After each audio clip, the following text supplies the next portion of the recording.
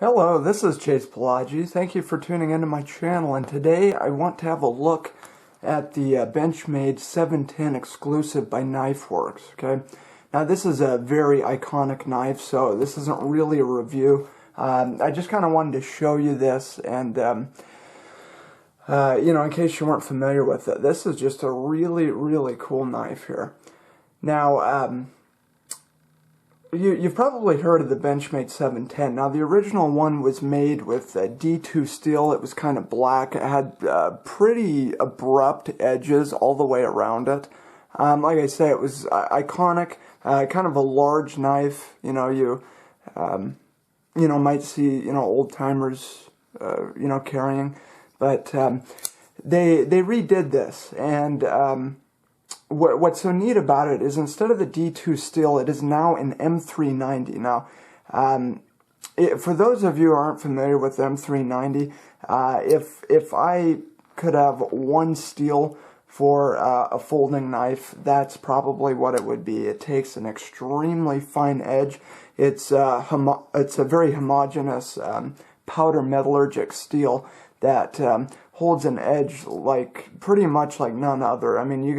There's S90V and you have some of those other ones, but this one holds it very well. Maybe not quite to that level, but it holds a razor's edge very well, and that's kind of what I'm more concerned with.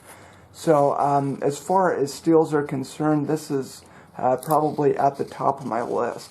Now, as you can see, they have this black and blue G10 here. They kind of, did some different patterns in there, which is kind of neat. And overall, I think it looks pretty nice. Now, you can see that classic Benchmade clip there. I don't know exactly what they call that, but also the axis lock. That's the one thing about Benchmades that I have just come to almost demand out of my Benchmates. If they don't have an axis lock, it's, I'm not that interested in it, I'll be perfectly honest. Now, actually, McHenry Williams, from what I understand, they actually designed the axis lock. And let's actually design this this blade right here. Now, the blade is a little bit longer. I think it's right under 4 inches. Now, you can see it kind of has this recurve thing going on here, which, I don't know, might be a little more difficult to sharpen for some. It's not that big a deal to me, honestly. One thing that I have found, and one thing I like about it, is if you are, doing like woodwork or whittling or something like that, what's nice about a recurve is it almost like forces the material into the edge, and it just kind of makes for pretty aggressive cutting. Now you can see like this, it's kind of a modified clip point up here, and the grind, I believe that's a hollow grind. Okay, it kind of looks like that saber, but I believe it's actually hollow ground. It slices actually very well. Now, if I had to classify this knife, I would still say EDC, although it is definitely on the large side for EDC. I carry it that way. I normally prefer a little bit smaller blade for that.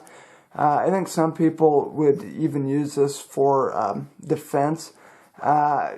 I don't know, like I've said before, I'm sure it would work for that. There's not a whole lot in the way of traction for that, though.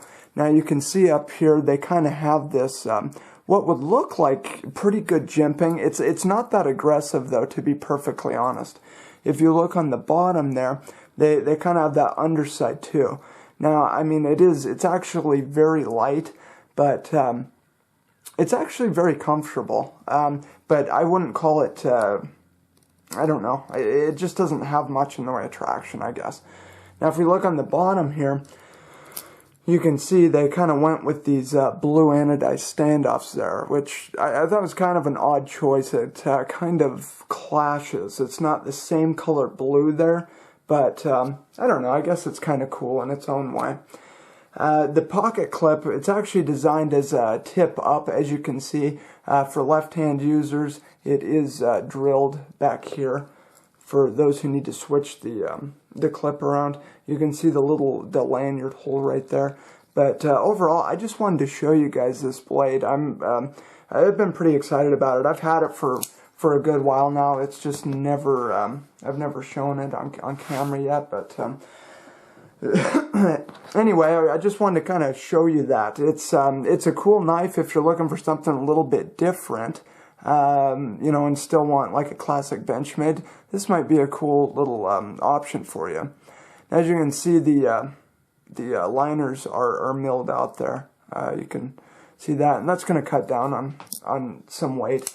The biggest thing is the action. This action, though, is just buttery smooth. I mean, it's just incredible. You know, pretty par for the course as far as Benchmade is concerned. Nothing special. It's not riding on ball bearings or anything like that. I think it's those phosphor bronze washers in there. But whatever it is, incredibly smooth. I mean, you can feel it. It's just amazing.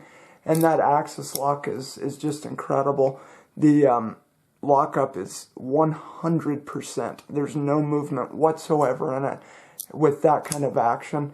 That's why I love Benchmade. It's just, that has to be a very well-made knife to have that smooth of an action, okay, with your axis lock, and then not being able to move up, down, left, right in any way. Like, I can't even get this to move. The thumb studs are well done. Overall, it's just an awesome knife. I absolutely love it. Anyway, I just wanted to show you guys the KnifeWorks exclusive. So, there you have it. Anyway, if you have any questions, as always, feel free to leave your mark in the comments section. Until next time, this is Chase.Palagi, signing off.